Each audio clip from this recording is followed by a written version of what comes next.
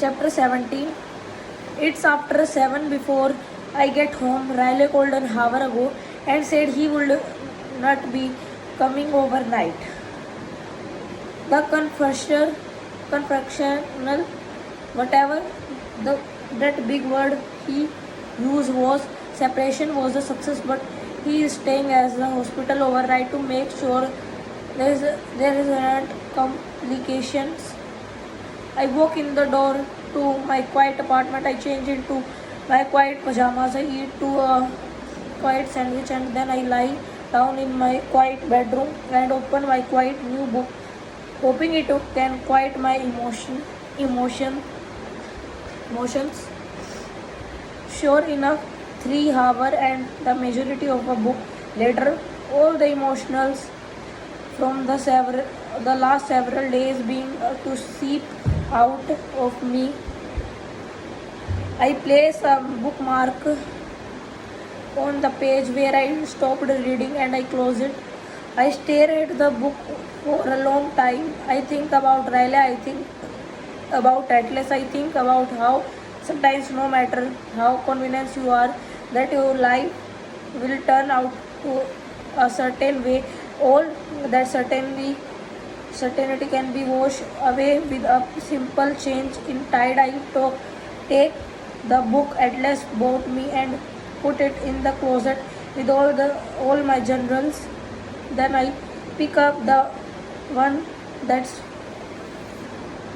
filled with memories of him, and I know it's finally time to read the last entry I wrote.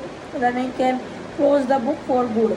Dear Alan, I most of the time I'm thankful you do not know I exist and that I'll never really mailed you any of these things I write to you.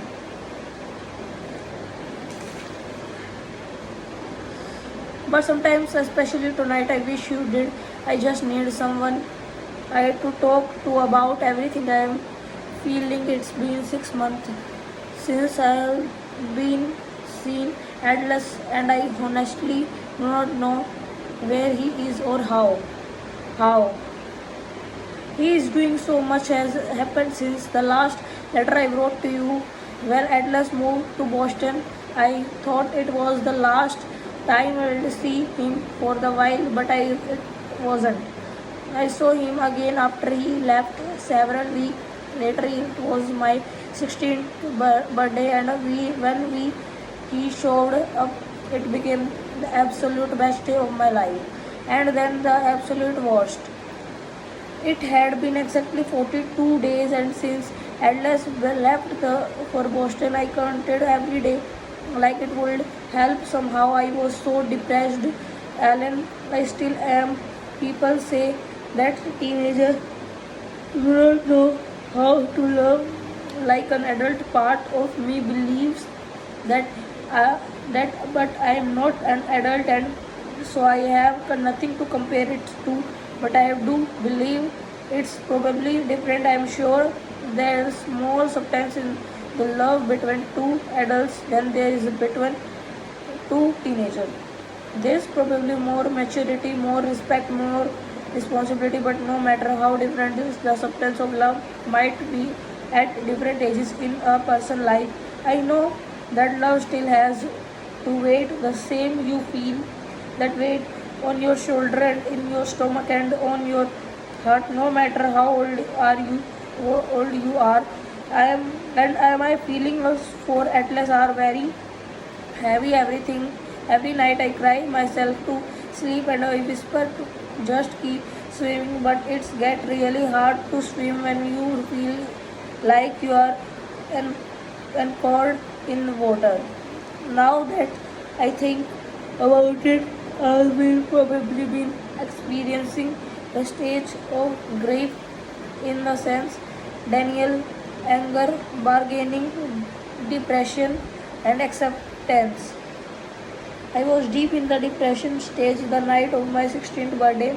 My mother had tried to make the day a good one, and she bought me gardening supplies, made my favorite cake, and the two of us went to dinner together. But My by the time I had crawled into bed that night, I could not shake the sadness.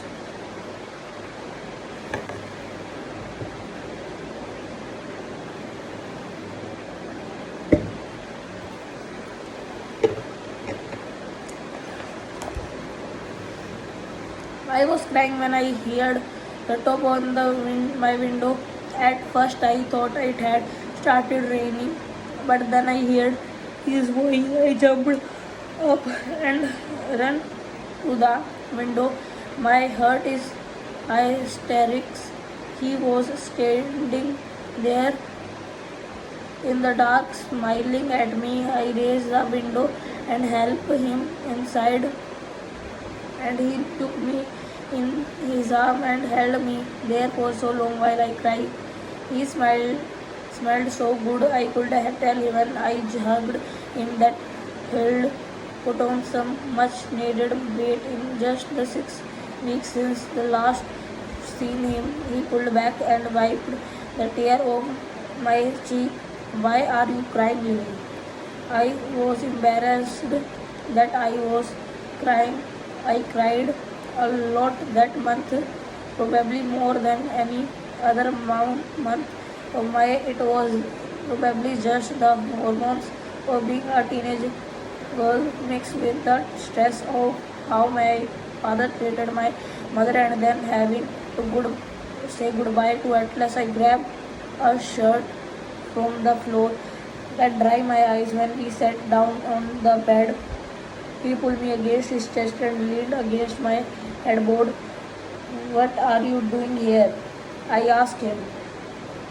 It's your birthday, he said, and you are still my favorite person and I'll miss you. It was probably no more later than 10 o'clock when he got there, but we won't talked so much. I remember it was after midnight. The next time I look at the clock, I cannot even remember what all we wanted talked about, but I do remember how I felt. He seemed so happy, and there was a light in his eyes, and that I'd never seen there before. I like had finally found his home. He said he wanted to tell me something, and his voice grew serious. He readjusted me so that I was straddling his lap because he wanted me to look him in the eyes when he told me. I was thinking maybe he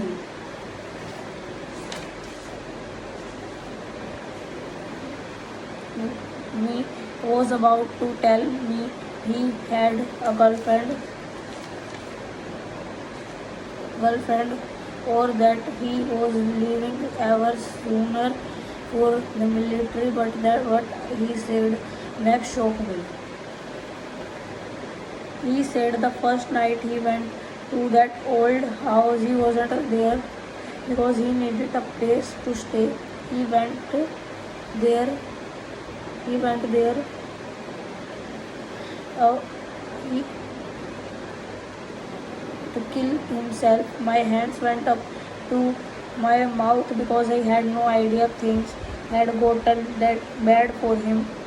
So bad things he didn't even want to live anymore. I hope you never know what it is like to feel but lonely, Lily, he said. He went on to tell me that the first night he was at the house, he was sitting in the living room floor with a razor blade to his wrist. Right when he was about to use it, the bedroom light went on. You were standing there like an angel, backlist by the light of heaven. He said, I wouldn't take my eyes off you. He watched me walk around my bedroom for a while, watched me lie on the bed and write in my journal, and he put down the razor blade because he said it had been a month since life had given him any sort of feeling at all. And looking at me gave him a little bit of feeling enough to not be numb enough to end think that night. Then a day or two later is when I took him the food and set it on his back porch. I guess you already know the rest of that story. You saved my life and life, Lily, he said to me, and you are weren't every trying, even trying. He leaned forward and kissed that spot between my shoulder and my neck that he always kisses. I like that he did it again. I not like much about my body, but that spot on my collarbone has become my favorite part of me. He took my hand, his hand told me he was leaving sooner, that he planned for the military, but that he could not leave without telling me thank you. He told me he'll be gone for a year and that the last thing he wanted for me was to be a 16-year-old girl not living my life because of a boyfriend I never got to see or hear from.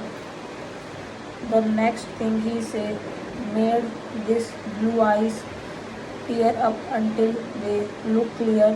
He said, Lily, life is a funny thing. We only get so many years to live it, so we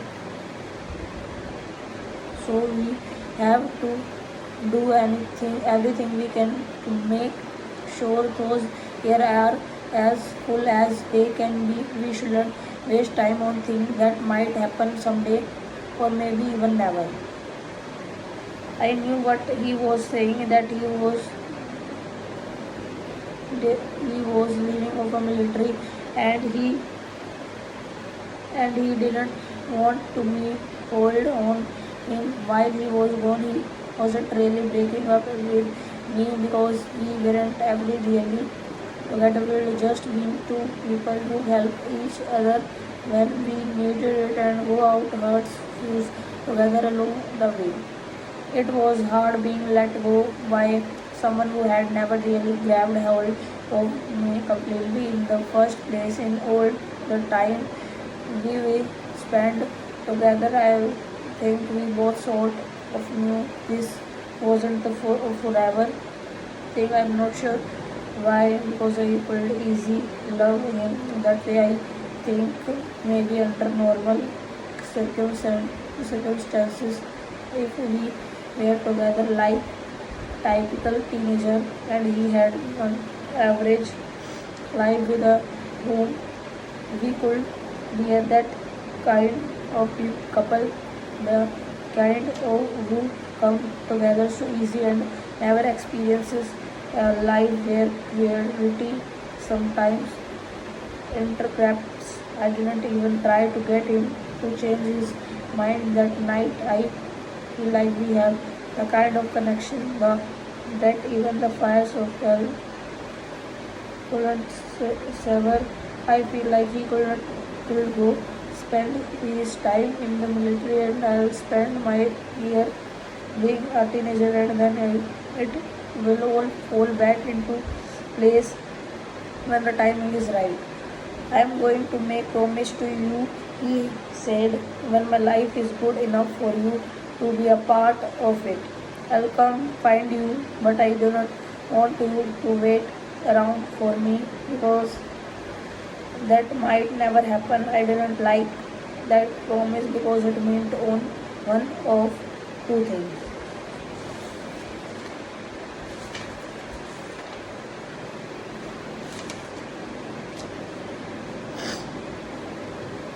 Either he thought might never make it out of the military alive, or he didn't think his life would ever be good enough for me.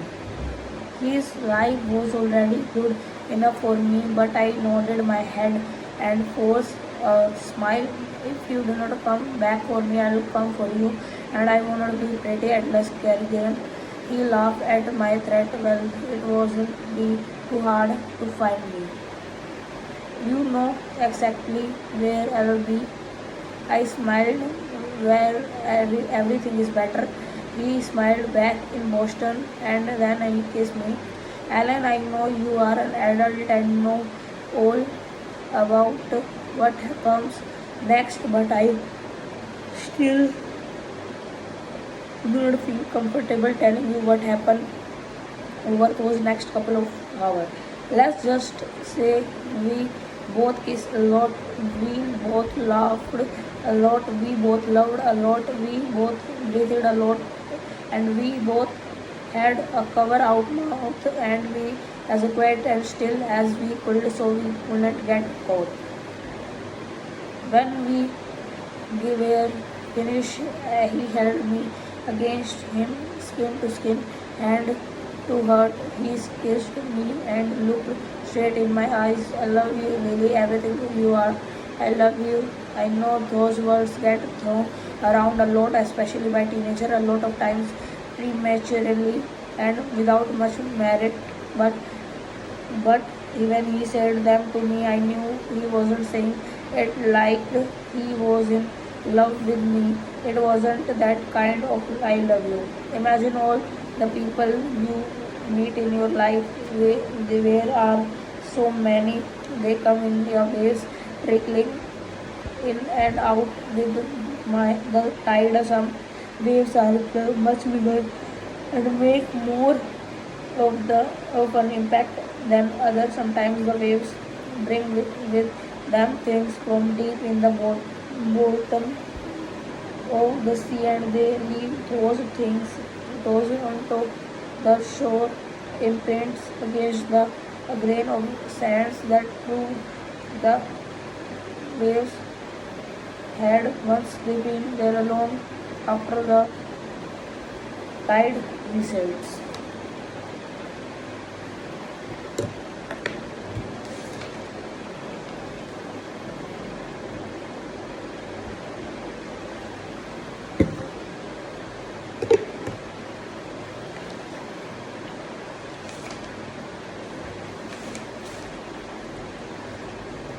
And that was what Atlas was telling me when he said I love you. He was telling me no that I was the biggest wave I had ever come across and I brought so much with me that my impression would always be there even when the tide rolled out after he said he loved me. He told me he had a birthday present for me. He pulled me out a small brown bag. It isn't much but it's all I could afford. I opened the bag and pulled out of the best present I'd ever received. It was a magnet that said Boston on the top at the bottom in tiny letter. It said where everything is better. I told him I would keep it forever and every time I look at it I'll think of him. When I started out this letter, I said my 16th birthday was one of the best day of my life because of until that second it was the next few minutes that weren't before Atlas had shown up that night. I wasn't expecting him, so he didn't think to lock my bedroom door. My father heard me in there talking to someone, and when he threw open my door and saw Atlas in the bed with me, he was angrier than I'd ever seen him. The Atlas was at the disadvantage by not being prepared for that come next. I'll never forget that moment for as long as I lie being completely helpless as my father come down on him with a baseball bat. The sound of bones snapping was the only thing piercing through my screams. I still do not know who called the police. I'm sure it was my mother, but it's been 6 months and we still haven't talked about that night. By the time the police got to my bedroom and pulled my father off him, I did not even recognize Atlas. He was covered in so much blood. I was track, high trickle, high trickle, highest trickle.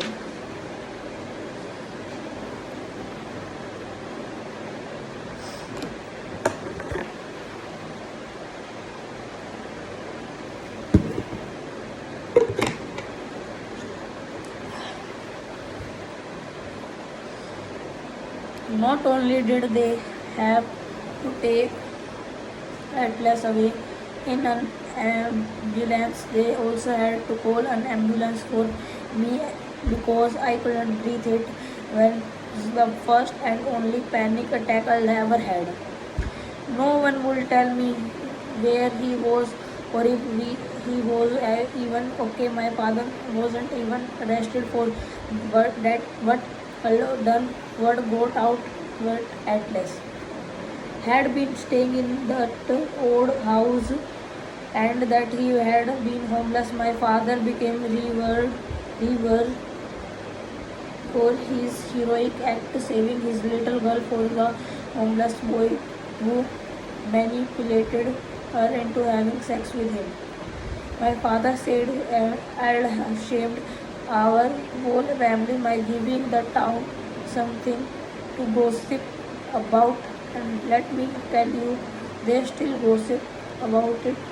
I heard Kathy on the bus today telling someone she tried to warn me about Atlas. She said she knew it was bad news from the moment she laid eyes on him, which is crap. It was had been on the bus with me. I probably would have kept my mouth shut and been mature about it like he tried to teach me to be. Instead, I was so angry I turned around and told Katy she could go to hell. I told her Atlas was a better human than she'll ever be, and I ever heard her say one more bad thing about him, she'll regret it. She just rolled her eyes and said, Jesus, Lily, did he brainwash you? He was a dirty, thieving, homeless kid who was probably on the drugs. He used you for food and sex, and now you are defending him. She is lucky. The bus stopped at my house. Right then, I grabbed my backpack and walked off the bus. Then went inside and cried in my room for 3 hours straight. Knew my head hurts, but I knew the only thing that would make me feel better is if I finally got it out on paper. I will never avoiding writing this letter for 6 months now. No offense, Ellen, but my head still hurts. So does my hurt maybe even more right now than I did yesterday. This letter didn't help on damn bit.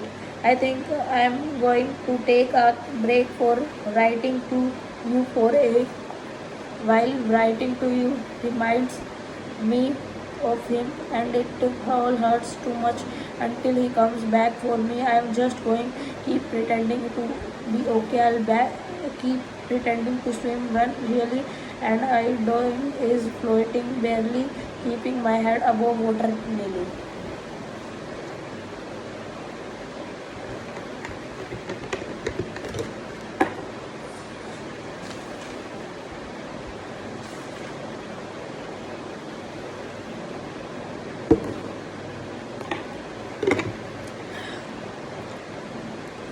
I flipped to the next page, but it's blank. That was the last time I ever wrote to Ellen. I also never heard from Atlas again, and a huge part of me never blamed him. He almost died at the end of my father. There is not much room for forgiveness there. I knew he survived and that he was okay because my curiosity has sometimes gotten the best of me over the year, and I'll find that I could about him online. There wasn't much thought enough to let me know he'll survive and that he was in the military. I should never got him out of my head. Thought time made things better, but sometimes I would see something that would remind me of him, and it would put me in a funk. It wasn't until I was in I was in college for a couple of years and dating someone else that I realized maybe Atlas wasn't supposed to be my whole life. Maybe he was only supposed to be a part of it. Maybe love isn't something that comes full circle, it just ebbs and flow in and out, just like the people in our lives. In a particularly lonely night in college, I went on alone to a tattoo studio and had a heart put in a spot where he used to kiss me. It's a tiny heart about and size of a thumbprint, and it looked just like the heart he craved for me out of the oak tree. It was not fully closed at the top, and I wonder it if Atlas carved the heart like that on purpose, because that's how my heart feels every time I think about him. Just feel like there's a little hole in it, letting out all the air. After college, I ended up moving on to Boston, not necessarily because I was hoping to find him, but because I had to see for myself. Boston really was better. Plethora held nothing for me anyway, and I wanted to get as far away from my father as I could. I even thought he was sick and would no longer hurt my mother. He still somehow made me want to escape the entire state of Maine. That's exactly what I did. Seeing Atlas in the restaurant for the first time filled me time with so many emotions. I didn't know how the, to process them. I was glad to see that he was okay. I was happy that he would look healthy, but I would be lying if I said I was in a little bit heartbroken that he never tried to find and me like he promised. I love him. I still do, and I always will be. Was a huge wave that he left a lot of imprints of my life, and he will be feel the weight of that love until I die. I will be accepted that. But things are different how now after today when he walked out of my office, I thought long and hard about us. I think our lives are where they are supposed to be. I have Riley Atlas as his girlfriend. He both have a career, and I always hope for just because we didn't end up on the same wave doesn't mean we aren't still a part of the same ocean. Thing with Riley are still fairly new, but I feel that same depth with him that I used to feel like with Atlas. He loves me just like Atlas did, and I know if Atlas had a chance to get to know him, he would be able to see that and he'll be happy for me. Sometimes he and unexpected way comes along, sucks you up, and refuses to split you back out. Really is unexpected wave, and right now I'm skimming the beautiful surface tidal.